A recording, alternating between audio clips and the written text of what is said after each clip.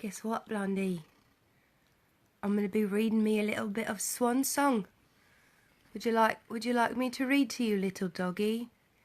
Would you like to hear me tell you a story? This particular book is a very grim book, though. It is about the end of the world. Yeah, so Blondie, hello. Stop trying to eat that cord right there. Hey, what are you doing? Little dog.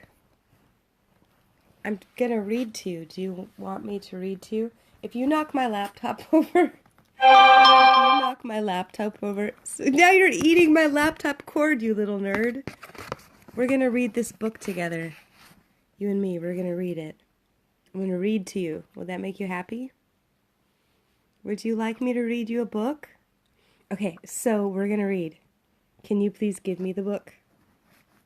Can I have it? I can't believe you're holding on to it. You're such a clever dog, Blondie. Okay, so let's read. We're going to read. We're going to read. We're going to read. Dun, dun, dun. Where are we? Where are we in the book? Well, we just have to go through. Hey, Blondie. Seriously, if you knock over my laptop, I'm going to skin you, little dog. Just saying. Okay, we're on part 2. Oh, I just found out where we're at. I told a friend of mine, I was like, yeah, I've been reading my books out loud on Facebook. He's like, why are you reading your books out loud on Facebook? I was like, because I like reading to people. That's why. It's good practice, you know. Oh, this is where we're at. Right here. Bam! 9. Okay, so let's see if I remember where I'm at. I don't really... let's see. Whoa! Focus, grasshopper, focus. Blondie, I love you. Okay, listen, I'm going to read to you now. Are you ready? Okay, here we go.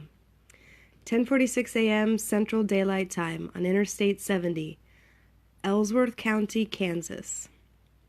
24 miles west of Salina, Josh Hutchins' battered old Pontiac gave a wheeze like an old man with phlegm in his lungs. Literally, I can feel that phlegm in my lungs. Thanks a lot for that. Josh saw the temperature gauge's needle zoom toward the red line. Though all the windows were lowered, the inside of the car felt like a steam bath, and Josh's white cotton shirt and dark blue trousers were plastered to his body with sweat. Oh, Lord, he thought, watching the red needle climb. She's about to blow.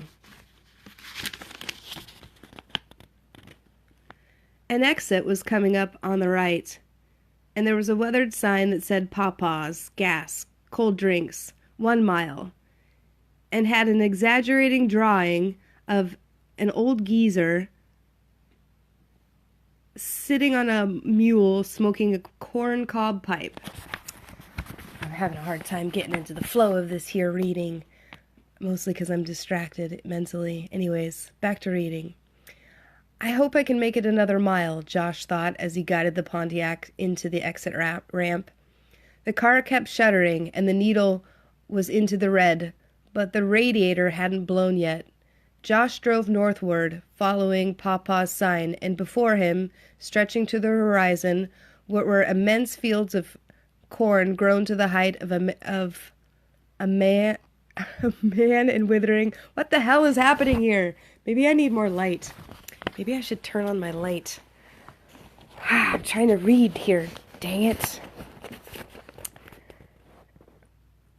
Okay, so Josh is driving northward, following the Papa's sign. Before him, stretching to the horizon, were immense fields of corn grown to the height of a man and withering under the terrible July heat. The 2-lane county road cut straight across them, and not a puff of breeze stirred the stalks. They stood on both sides of the road like impenetrable walls, and might have gone on, as far as Josh knew, for 100 miles both east and west. The Pontiac wheezed and gave a jolt. Come on, Josh urged, the sweat streaming down his face. Come on, don't give out on me now. He didn't relish the idea of walking a mile in 100-degree sun. They'd find him melted into the concrete like an ink blot. The needle continued to climb, and the red warning lights were flashing on the dashboard. Suddenly, there was a crackling noise that made Josh think of the Rice Krispies he used to eat as a kid. And then, in the next instant, the windshield was covered with a crawling brown mass of things. Before Josh could finish drawing a surprised breath, a brown cloud swept through the open windows on the Pontiac's right side, and he was covered with crawling, fluttering, chattering things that got down the collar of his shirt, into his mouth, up his nostrils, and into his eyes. He spat them from his mouth and clawed them from away from his eyes with one hand, while the other one clenched the steering wheel. It was the most ungodly noise of chattering he'd ever heard, a deafening roar of whirring wings. And then his eyes cleared, and he could see that the windshield and the car's interior were covered with the thousands of locusts swarming all over him, flying in his car and out of his windows on the left side.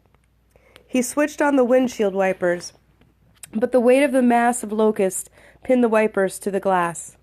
In the next few seconds, they began flying off the windshield. First 5 or 6 at a time, then suddenly the whole mass in a swirling brown tornado. The wipers slapped back and forth, smearing some unlucky ones who were too slow. And then steam billowed up from under the hood, and the Pontiac Bonneville lurched forward.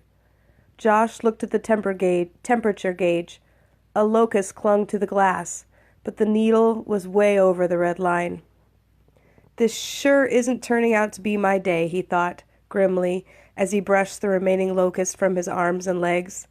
They, too, whirred out of the car and followed the huge cloud that was moving over the sunburned corn, heading into the northwesternly direction.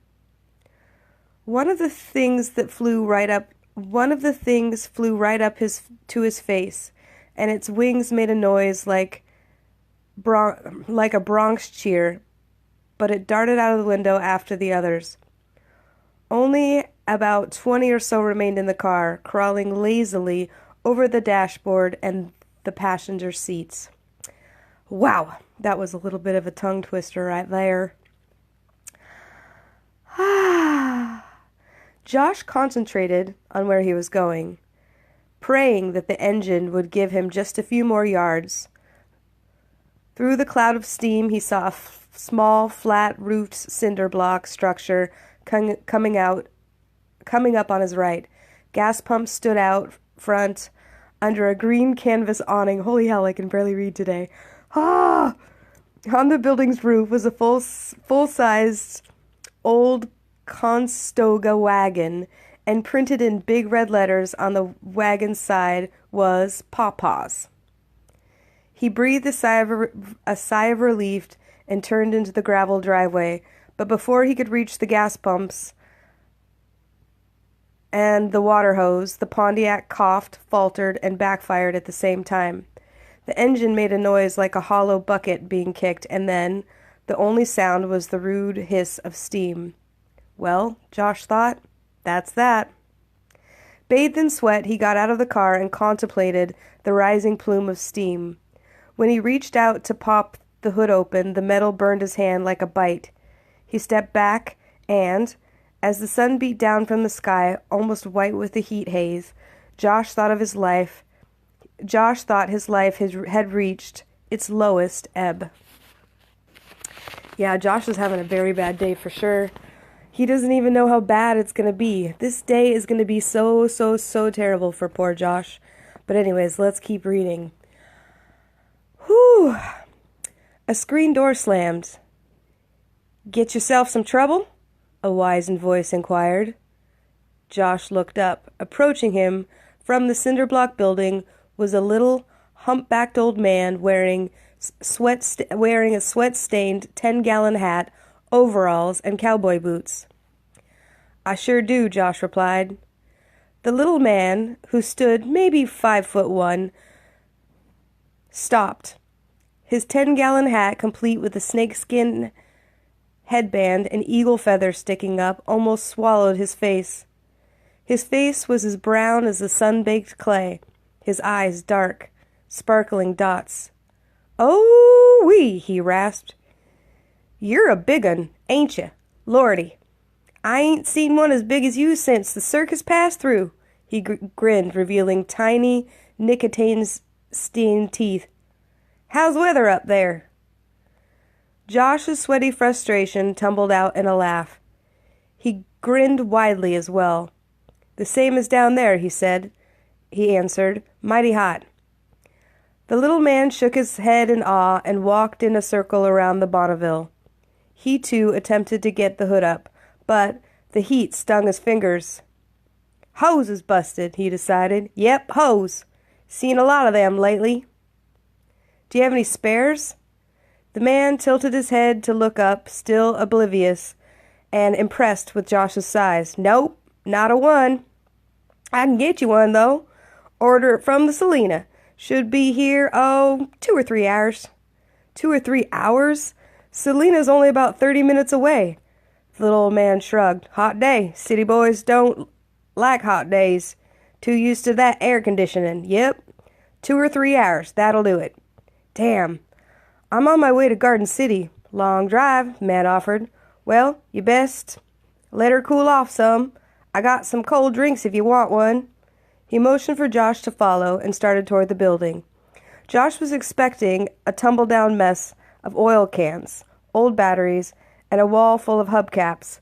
But when he stepped inside, he was surprised to find a neat, orderly, country grocery store. A throw rug had been put down right at the doorway, and behind the counter and cash register was a little alcove where the man had been sitting in his rocking chair watching television on a portable Sony. Now, though, the TV screen showed only static.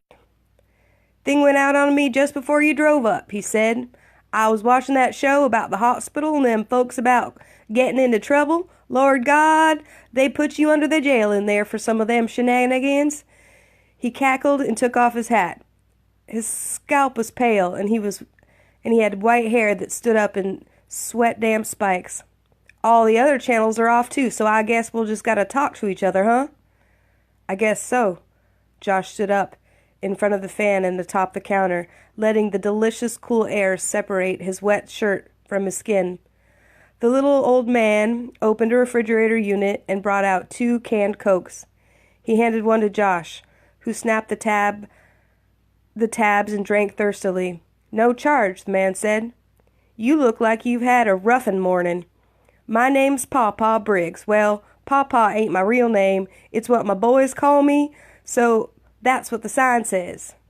"Josh Hudgkins." They shook hands. The little man grinned again and pretended to wince under the pressure of Josh's grip. Do your boys work here with you?" "Oh, no," Pawpaw chuckled. "They got their own place, up the road about 4 or 5 miles. Josh was grateful to be out of the hot sun. He walked around the store, rolling the cold can across his face, and feeling the flesh tighten. For a country store out in the middle of the cornfield, he realized, after another moment, the shelves of Pawpaw's place held an amazing variety of items. Loaves of wheat bread, rye bread, raisin bread, and cinnamon rolls, cans of green beans, beets, squash, peaches, pineapple chunks, and all kinds of fruit. About 30 different canned soups, cans of beef stew, corned beef hash, Spam, and sliced roast beef. An array of utensils, including paring knives, cheese graters, can openers, flashlights, and batteries. And shelves full of canned fruit juices. Hawaiian Punch. Ooh, Hawaiian Punch. I love Hawaiian Punch. I used to drink Hawaiian Punch when I was a little girl. Crazy. I need to plug in my phone. I need to plug in my phone. Let's go back to reading. Where are we at here? Hawaiian Punch. Oh, Welch's grape juice and mineral water in plastic jugs. A rack on the wall held shovels, picks, and hoes, and a pair of garden shears and a water hose.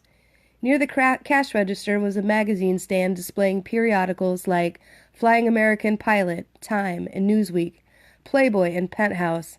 This place, Josh thought, was the supermarket of country stores. Lots of people live around here? Josh asked. Few, Pawpaw. Pawpaw whacked on the TV with his fist, but the static remained. Not too many. Josh felt something crawling around his collar. He reached back and dug out a locust. Vroom. Things are hell, ain't they? Pawpaw asked.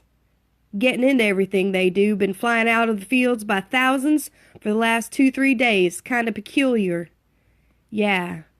Josh held the insect between his fingers and went to the screen door. He opened it and flicked the locust out.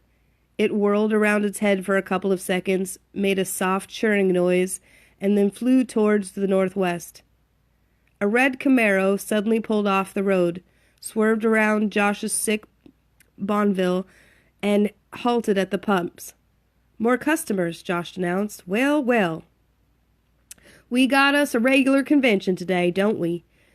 He came around the counter to stand beside Josh, barely the height of Josh's breastbone. The doors of the Camaro opened, and a woman and a little blonde-haired girl got out. Hey, the woman who squeezed into a red halter top and tight, uncomfortable-looking jeans, called toward the screen door. Can I get some unleaded gas here? Sure can. Papa went out to pump the gas for her. Josh finished his Coke, crumpled the can, and dropped it into a wastebasket. When he looked through the screen door again, he saw that the child, who wore a little powder blue jumpsuit, was standing right in the blazing sun, staring at the moving cloud of locusts.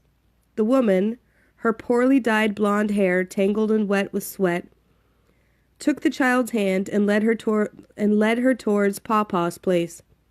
Josh stepped aside as they entered, and the woman, who had a blackened right eye, shot Josh a distasteful glance and then stood before the fan to cool off.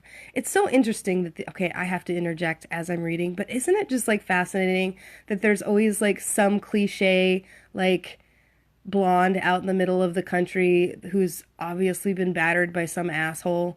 Can't she just be like put together and classy and living in the country? Does she have to be battered and poorly dyed? Why does it always have to go down that way? Anyways, let's go back to reading Swan Song. The child stared up at Josh as if peering towards the highest branches of a redwood tree. She was a pretty little thing, Josh thought. Her eyes were a soft, luminous shade of blue. The color reminded Josh of what the summer sky had looked like when he himself was a child, with all the tomorrows before him and no place to go in any particular hurry. The little girl's face was a heart shape and fragile-looking, her complexion almost translucent. She said, "Are you a giant?" "Hush, Swan," Darlene Prescott said. "We don't talk to strangers." But the little girl continued to stare up at him. Expecting an answer, Josh smiled. "I guess I am." "Sue Wanda!" Darlene grabbed Swan's shoulder and turned her away from Josh. "Oh, the little girl is Swan. Ha. "Hot day," Josh said. "Where are you two headed?" Darlene was silent for a moment, letting the cool air play over her face. "Anywhere but here," she replied. Her eyes closed, and her head tilted upward to catch the air on her throat. Pawpaw returned, wiping the sweat from his forehead with a much-used handkerchief. "Got you filled up in there, lady? Be $15.75, please." Darlene dug in her pocket for the money, and Swan nudged her. "I need to go, right now," Swan whispered. Darlene laid a $20 bill on the counter. "You got a ladies' room here, mister?" "Nope," he replied, and then looked down at Swan, who was obviously in some discomfort, and shrugged. "Well, I reckon you can use my bathroom. Hold on a minute." He reached down and pulled back the throw rug in the front of the counter. Beneath it was a trap door. Pawpaw threw back a bolt and lifted it. The aroma of rich, dark earth wafted from the open square, and a set of wooden steps descended into the basement. Pawpaw went down a few steps, flickering on an overhanging light bulb, and then...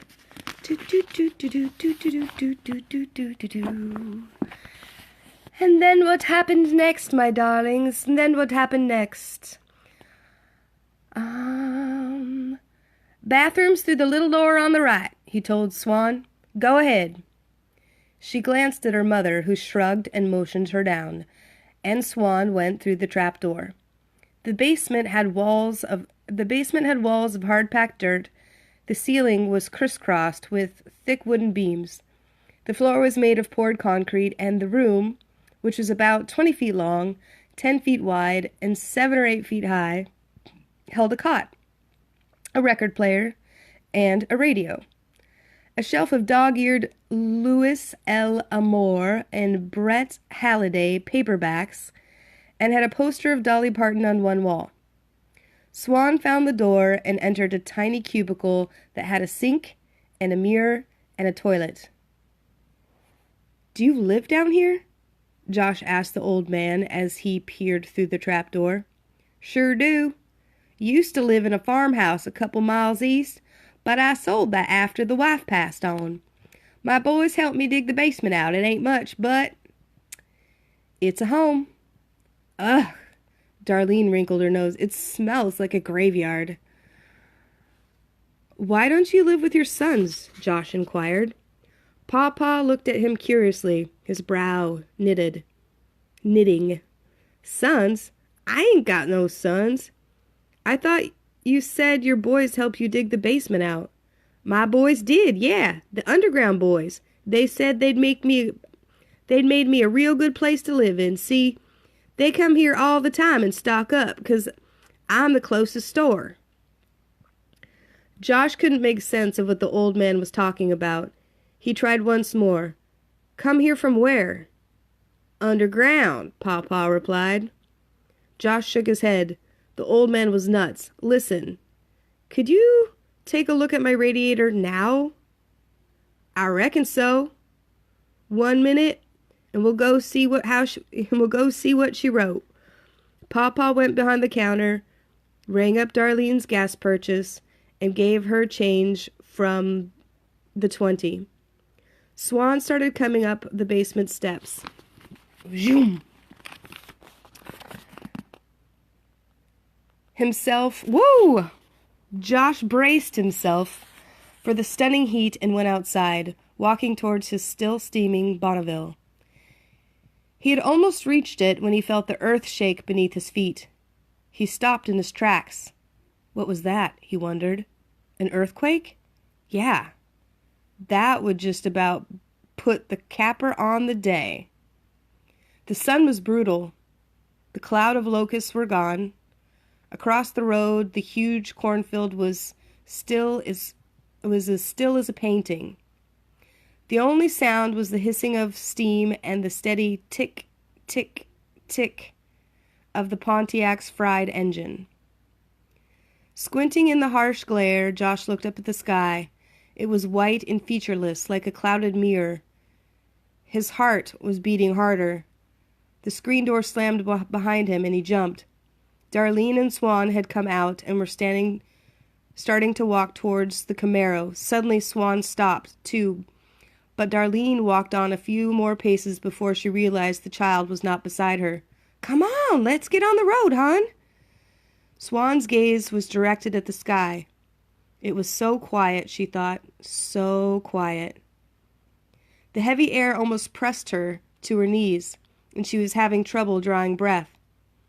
All day long she'd noted huge flocks of birds in flight, horses running skittishly along their pastures, and dogs baying at the sky. She sensed something was about to happen, something very, very bad. Just as she had last night when she had seen the fireflies. But the feeling had gotten stronger in all morning, ever since they'd left the motel outside of Wichita, and now it made goosebumps break out on her arms and legs. She sensed danger in the air, danger in the earth, danger, danger everywhere. Swan! Darlene's voice was both irritated and nervous. Come on now! The little girl stared at into the brown cornfields that stretched to the horizon. Yes, she thought, and danger there too, especially there. The blood pounded in her veins, and an urge to cry almost overcame her.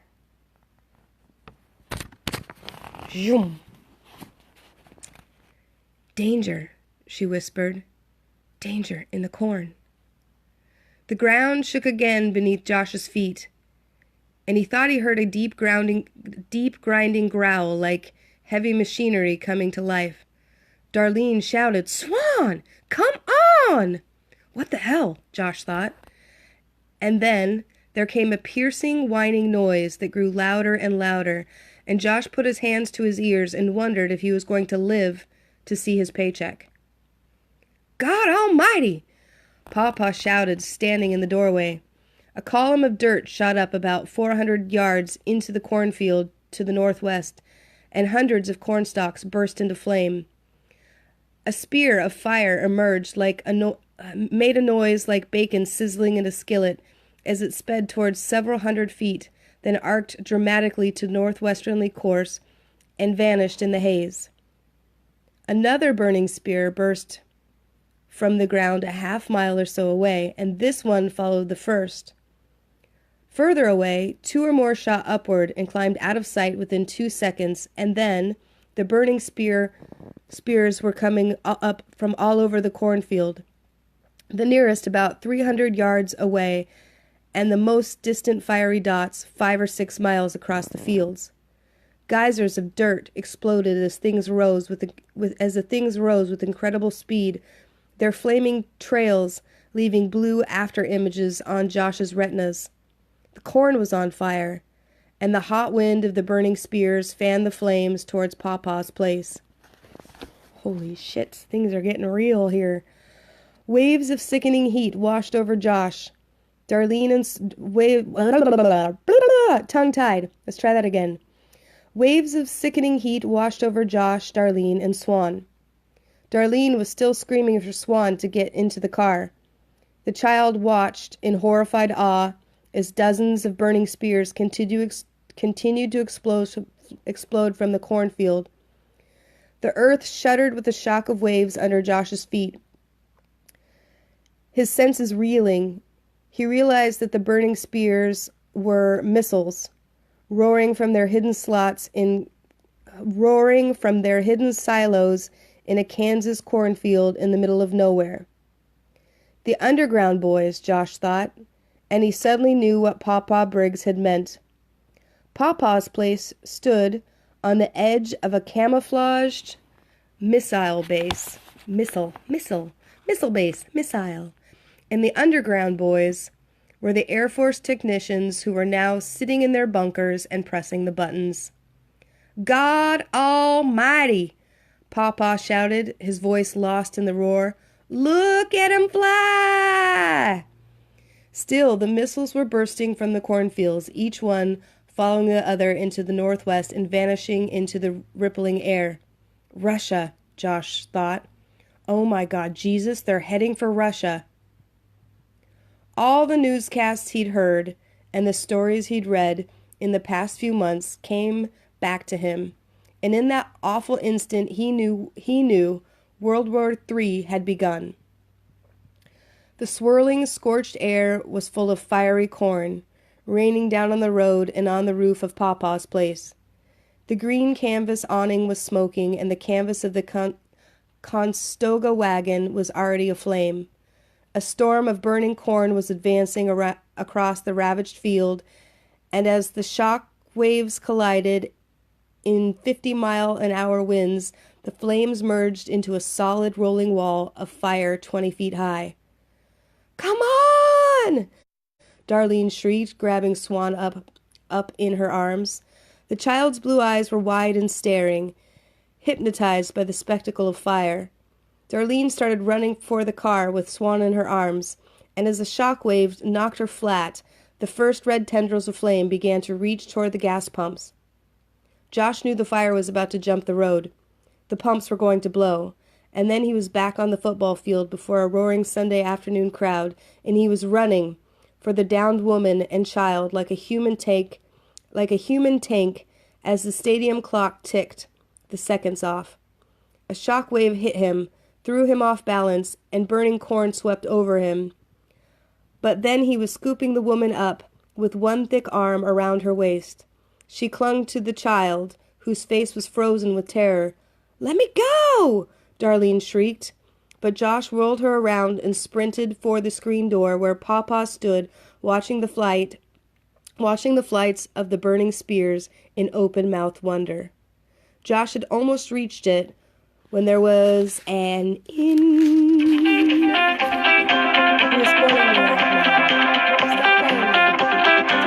I'm reading my book. I cannot take your call right now.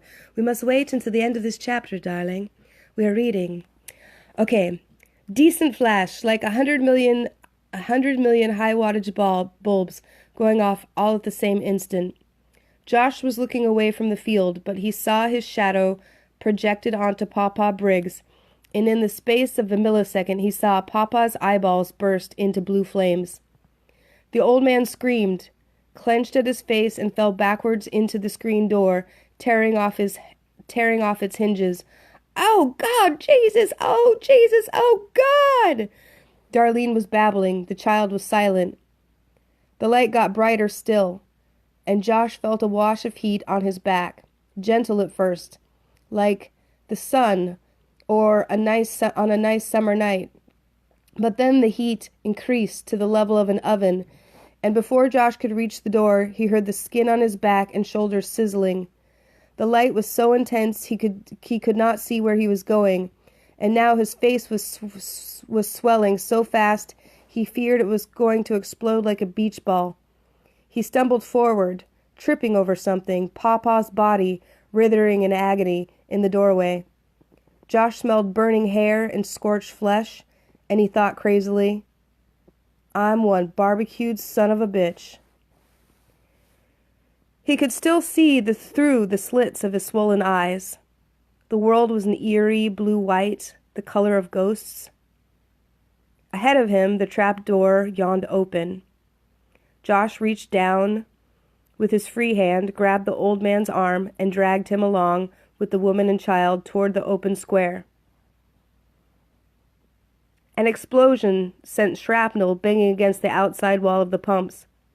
Josh knew, and a hard shot of hot metal flew past the right side of his head. Blood streamed down, but he had no time to think of anything but getting into the basement. From behind him, he heard a wailing cacophony of wind, like a symphony of fallen angels, and he dared not look back to see what was coming out of that cornfield. The whole building was shaking. Cans and bottles jumped off the shelves. Josh flung Papa Briggs down the steps like a sack of grain, and then he leapt down himself, skinning his ass on the wood, but still clinging to the woman and the child. They rolled to the floor, the woman screaming in a broken, strangled voice. Josh scrambled back up to close the trap door. And then he looked through the doorway and saw what was coming. A tornado of fire. It filled the sky, hurled off jagged spears of red and blue lightning, and carried with it tons of blackened earth gouged from the fields. He knew in that instant that the tornado of fire was advancing on Papa's grocery store, bringing half the dirt from the field with it, and it would hit them within seconds. And simply, either they would live, or they would die. Josh reached up, slammed the trapdoor into place, jumped off the steps. He landed on his side on the concrete floor. "Come on," he thought, his teeth gritted and his hands over his head. "Come on, damn it!" An earthly commingling of the mighty roar of whirring wind and the crackle of fire and the bellowing crash of a thunder filled the basement, forcing everything from Josh Hudson's mind but cold, stark terror. The basement's concrete floor suddenly shook, and then it lifted 3 feet and crackled apart like a dinner plate. It slammed down with a brutal force. Pain pounded on Josh's eardrums. He opened his mouth, and he knew he was screaming, but he couldn't hear it. And then the basement ceiling caved in, and the beams crackled like bones in hungry hands. Josh was struck across the back of his head. He had this sensation of being lifted up and whirled in an airplane spin while his nostrils were smothered with thick, wet cotton, and all he wanted to do was get out of this damn wrestling ring and go home. Then he knew no more. Whew. Well, that's the end of that chapter. This book is getting pretty gnarly. Yes, it is. If you enjoy listening, I will be reading the next chapter. When should I read the next chapter? Should I read the next chapter tomorrow? Or should I wait a couple days? I wonder when I will read the next chapter. Soon, though. I've been vacillating between reading this fiction book and then reading more serious books. Serious, by serious I meaning books applicable to real life, such as The Simple Path to Wealth. I'm reading The Simple Path to Wealth right now as well. So anyways, that's all I've got time for today. The life you live is a choice. May your day be filled with smiles. This was Amber Garibay, live.